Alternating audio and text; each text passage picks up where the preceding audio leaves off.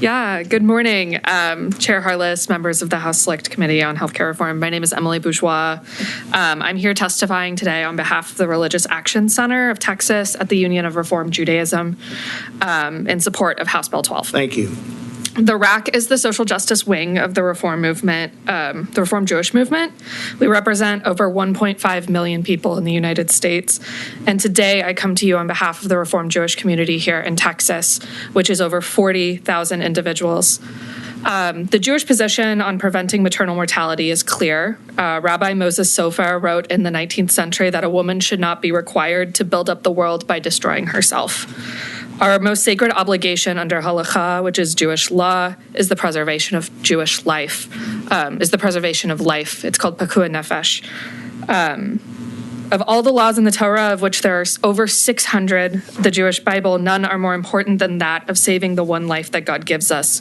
We're told to break kosher in order to save a life. We're told to desecrate the Sabbath in order to save a life. And we are told after a woman gives birth that the period of time after birth is a critical time. The first 7 days, we're told in the Shulchan Aruch, which is our compilation of Jewish law, we are to treat a woman as if she is life-threatening ill. And this book of law was published in the 15th century.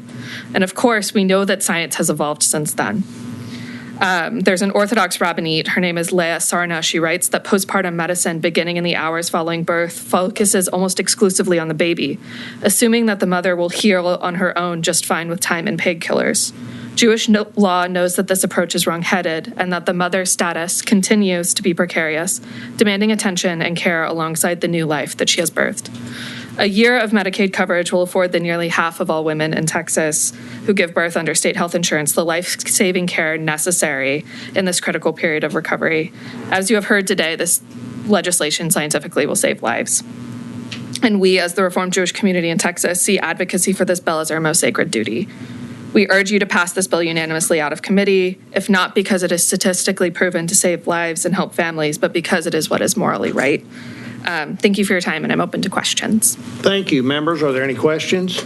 The chair recognizes Representative Rose. Thank you, Emily, for being here. I just want you to repeat the statement you made about a woman. Oh, yeah. Just shouldn't have to do. I want you to please repeat that. Rabbi Moses Sofer wrote, and this is from a 19th century Jewish text, that a woman should not be required to build up the world by destroying herself. Thank you. I just wanted you to repeat that one more time. Thank you, Mr. Chairman. Members, any other questions?